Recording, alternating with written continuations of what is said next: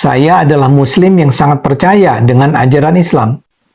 Memang harus pula saya beri catatan, saya adalah Muslim yang taat, tapi percaya di dunia ini bukan hanya Islam agama yang benar. Saya percaya semua agama benar, tentu saja kecuali yang mengada-ada seperti yang menyembah setan misalnya. Tapi di luar itu, semua agama dan kepercayaan menurut saya adalah benar. Saya percaya para penyebar agama memang memperoleh wahyu dari Tuhan. Dari Nabi Muhammad, Yesus, Nabi Musa, Konghucu, Siddhartha Gautama, dan sebagainya dan sebagainya. Saya percaya semua agama membawa ajaran kebaikan. Sebagian orang akan menuduh saya liberal. Tapi terlepas dari penambahan itu, saya merasa sebagai seorang Muslim, saya memang wajib menerima keberagaman agama. Jadi kalau saya mengakui kesetaraan agama, itu bukan karena saya tidak percaya Islam, tapi justru karena saya menganggap umat Islam atau seluruh umat beragama di dunia harus menerima kesetaraan agama. Ketika Rasulullah Shallallahu Alaihi Wasallam mulai mendakwakan Islam secara sempurna, beliau mendapatkan tanggapan-tanggapan yang sangat baik daripada orang-orang di Jaziratul Arab. Mereka berbondong-bondong mulai mengenal Islam, dan kemudian mereka merasa tertarik dengan Islam yang waktu itu memang memberikan konsep yang berbeda dengan konsep yang ada yang sudah jumud pada saat itu. Maka orang-orang Quraisy yang pada saat itu menjadi status quo, mereka tidak senang dengan keadaan ini, dan mereka mulai mengatakan kepada Rasulullah Shallallahu Alaihi Wasallam, bagaimana usaha untuk mengkompromikan antara keyakinan mereka yang memang berbeda.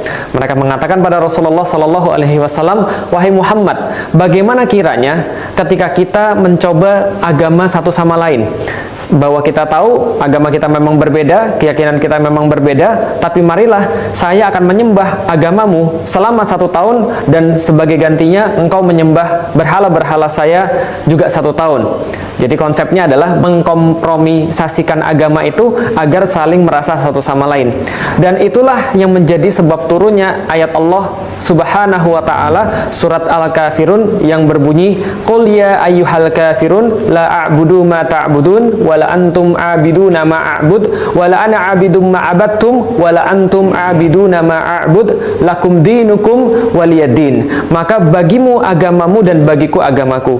Allah Subhanahu wa ta'ala dengan tegas dan dengan jelas memberikan wahyu kepada Rasulullah Sallallahu Alaihi Wasallam dan juga pada seluruh umat Muslim untuk tidak berkompromisasi dalam perkara akidah. Ketika ada orang-orang yang kemudian mengatakan bahwa mari kita menyembah agama kita satu sama lain bergantian, maka dengan tegas Allah mengatakan lakum dinukum waliyadin. Yang menarik di sini adalah ketika kafir Quraisy, sebagaimana yang disampaikan oleh Ibnu Katsir dalam tafsirnya mengenai surat ini, kafir Quraisy sadar betul bahwa mereka memiliki agama yang berbeda. Mereka memiliki agama yang tidak sama. Nah, karena itulah kemudian mereka menawarkan kompromisasi tadi.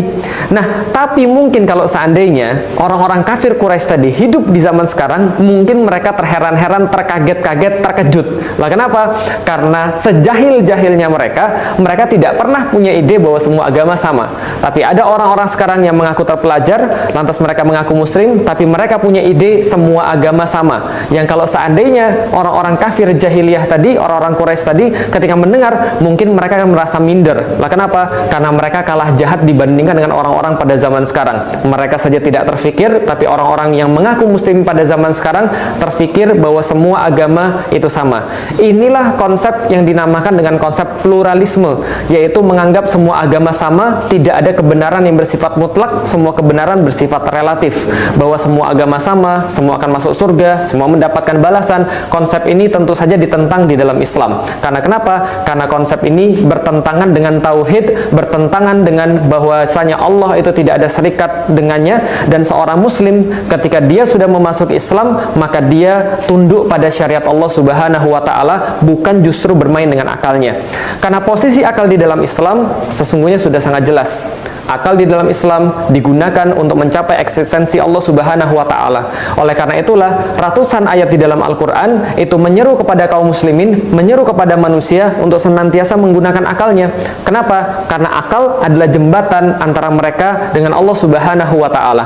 Maka Allah hanya menyeru kepada dua makhluk untuk kemudian berpikir dengan akalnya, yang diberikan akal itu agar dia mampu beriman, yaitu adalah jin dan manusia. Wa ma khalaqtul jinna wal insa illa liya'budun. ya'qilun. Sedangkan pada makhluk-makhluk yang lain Allah tidak memerintahkan untuk berpikir dan untuk beriman. Karena kenapa? Karena iman hanya bagi yang memiliki akal. Tapi ketika seorang muslim sudah beriman kepada Allah Subhanahu wa taala, maka akalnya tunduk kepada syariat yang Allah dan Rasul bawa. Akalnya berganti fungsi dari memahami, dari mencari eksistensi Allah menjadi memahami setiap dalil-dalil yang diberikan oleh Allah Subhanahu wa taala dan Rasulnya. Makanya Allah Subhanahu wa taala berfirman di dalam Al-Qur'an, "Wa makana lil mu'minina wal mu'minatin idza qadallahu wa rasuluhu amran ayakuna lahum khiyaratu min amrihim." Ketika seseorang muslim sudah mendapatkan perkara-perkara yang Allah putuskan kepada dia, maka tidak layak kepada dia memiliki pilihan-pilihan dalam perkara syariat itu. Allah juga menegaskan misalnya di dalam surat Al-Baqarah ayat 216, "Kutiba alaikumul qital wa huwa kurhul lakum wa asang takrahu syai'a wa huwa khairul lakum wa asang tuhibbu syai'a wa huwa syarrul lakum wallahu ya'lamu wa antum la ta'lamun." Allah yang Maha tahu tentang yang mana yang baik dan yang mana yang buruk. Allah Maha tahu tentang apa yang paling baik bagi manusia dan apa yang tidak baik bagi manusia. Maka ketika seorang muslim sudah bersyahadat dengan syahadatain itu, maka akalnya tunduk kepada syariat yang Allah dan Rasul bawa. Sebagai pamungkas, benarlah Imam Ali karramallahu wajhah ketika menyampaikan kepada kita, seandainya syariat ini itu tunduk dalam perkara akal, maka dalam perkara mengucap khuf, maka khuf sepatu sebelah bawah itu lebih layak diusap daripada sebelah atas. Mengapa? Karena yang kotor adalah sebelah bawah, bukan atasnya. Maka akal untuk memahami bahwasanya Allah itu ada, untuk memahami eksistensi Allah itu ada, untuk memahami Islam adalah agama yang benar dan tidak selainnya. Tapi ketika sudah menjadi seorang muslim, maka akalnya tunduk pada syariat dan tidak ada konsep semua agama adalah sama. Ini adalah konsep yang sama sekali tidak dikenal. Bahkan mungkin kalau orang kafir Quraisy yang jahil itu pun, sejahil-jahilnya mereka, ketika mereka hidup pada zaman sekarang, mereka merasa aneh dengan orang-orang yang tadi, yang mengaku muslim, yang mengaku mereka punya pendidikan, tapi mereka punya konsep yang sangat aneh, yang bahkan tidak pernah ada pada orang-orang pada zaman dulu. Sejahat-jahatnya mereka tidak pernah mengucapkan semua agama itu sama. Dan ini adalah bagian daripada pluralisme, dan pluralisme beda dengan pluralitas. Pluralitas adalah keniscayaan karena beragam itu ciptaan Allah, tapi pluralisme menyamakan semua agama adalah bagian daripada syirik, dan ini harus ditolak di dalam Islam. Dan ini biasanya ketika mereka mengucapkannya, mereka berdalil dengan surat Al-Baqarah ayat 62 yang Allah firmankan di dalam Al-Quran, Bismillahirrahmanirrahim, A'udzubillahi minasyaitonirrajim, Innalladzina amanu walladzina hadu wan nasara was-sabiin man amana billahi wal yaumil akhir wa amila salihan falahum ajruhum inda rabbihim wala khaufun alaihim walahum yahzanun. Yang kira-kira terjemahannya adalah, sesungguhnya orang-orang yang beriman dan orang-orang Yahudi, orang-orang Nasrani, orang-orang Sabi'in, siapapun di antara mereka yang beriman pada Allah Subhanahu wa ta'ala, lalu mereka melanjutkannya dengan amal yang soleh, maka mereka mendapatkan balasan daripada Allah Subhanahu wa ta'ala. Mereka tidak merasa khawatir dan mereka tidak merasa sedih. Ayat ini seolah-olah dipakai untuk menunjukkan bahwa selain muslim pun mendapatkan balasan daripada Allah Subhanahu wa ta'ala. Padahal kenyataannya justru sebaliknya. Ayat ini bukan penguat pluralisme, tapi justru ayat penguat bahwasanya hanya orang-orang beriman yang mendapatkan balasan daripada Allah Subhanahu wa ta'ala di akhirat kelak. Kalau di dunia, setiap orang yang melakukan apapun pasti mendapatkan balasannya, tapi yang mendapatkan balasan kebaikan di akhirat hanya orang-orang yang beriman. Mengapa? Mari kita perhatikan bahwasanya Allah mengatakan di dalam Al-Quran, Innalladzina amanu, sesungguhnya orang-orang yang beriman, walladzina hadu wan nasara was-sabiin, dan orang-orang yang Yahudi, orang-orang Nasrani dan Sabiin, Allah katakan man amana billahi wal yaumil akhir, mereka beriman pada Allah dan juga kepada hari akhir, maka mereka itulah yang dikatakan melanjutkan dengan amal-amal yang soleh, maka mereka mendapatkan falahum ajrum inda rabbihim, mereka mendapatkan balasan daripada Allah Subhanahu wa ta'ala. Dan ketika menafsirkan ayat ini, Imam Ibnu Katsir menuliskan dalam kitab tafsirnya, beliau mengutip sebuah ayat lain dari surat Yunus, ala inna awliya Allahi la khaufun alaihim walahum yahzanun, sesungguhnya yang dimaksud dengan ayat yang tadi adalah para wali Allah yang mereka ini senantiasa tidak mendapati kekhawatiran pada diri mereka dan mereka tidak merasa sedih di dunia maupun di akhirat. Siapa mereka? Alladzina amanu wa kanu yattaqun, yaitu adalah orang-orang yang beriman pada Allah dan mereka bertakwa pada Allah Subhanahu wa ta'ala. Dan jelas ini konsep yang berbeda dengan konsep pluralisme yang dianut oleh orang-orang yang tadi mengaku Islam tapi mereka sangat jauh pemahamannya daripada Islam. Kenapa? Karena kita membahas tentang iman, maka kita kembali pada klasifikasi yang Allah berikan di dalam surah Al-Baqarah. Ayat-ayat yang awal Allah sampaikan kepada kita, "Dzalikal kitabu la raiba fi hudal lil muttaqin alladzina yu'minuna bil ghaib wa yuqimunas shalah wa mimma razaqnahum yunfikun." Allah menyampaikan kepada kita bagaimana reaksi ketika orang mendapatkan Al-Qur'an. Maka reaksi yang pertama adalah mereka beriman kepadanya, mereka menjadikan Al-Qur'an ini sebagai petunjuk, dan itulah orang-orang yang beriman.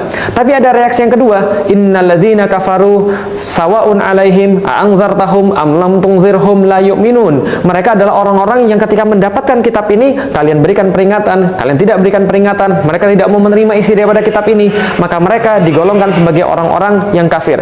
Yang ketiga, wa minan nasi may yaqulu amanna billahi wal yaumil akhir wa ma hum bimu'minin. Ada orang-orang kemudian ketika mereka di depan orang-orang beriman, mereka mengatakan mereka beriman, tapi sebenarnya mereka tidak termasuk golongan orang-orang yang beriman. Wa idza laqul ladzina amanu qalu amanna wa idza khalu ila syayatinihim qalu inna ma'akum innama nahnu mustahzi'un. Mereka mengatakan ketika bertemu dengan orang-orang beriman, kami beriman juga, tapi ketika mereka kembali kepada kaum-kaum mereka, mereka mengatakan kami tadi cuma main-main saja, sesungguhnya kami adalah bagian daripada anda-anda semua, yaitu termasuk orang-orang yang tidak beriman. Maka ada tiga golongan ketika mereka dihadapkan dengan Al-Quran. Yang pertama, beriman dengan Allah, menjadikan Al-Quran sebagai petunjuk. Yang kedua, mereka kafir dengan Al-Quran. Yang ketiga, mereka menjadi orang munafik, mau mengambil sebagian saja yang mereka suka, sementara mereka meninggalkan yang lain. Nah, maka kita sebagai seorang muslim harusnya tunduk pada ketentuan-ketentuan yang telah Allah sampaikan kepada kita.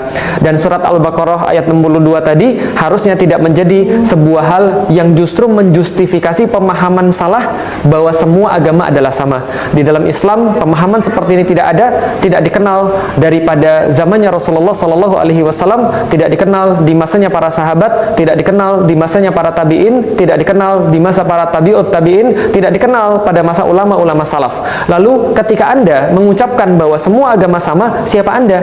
Anda bukan Rasul, Anda bukan Nabi, Anda juga bukan para sahabat, Anda bukan tabi'in, bukan para tabi'ut tabi'in, Anda juga bukan salaf, lantas mengatakan yang tidak pernah mereka katakan. Anda siapa?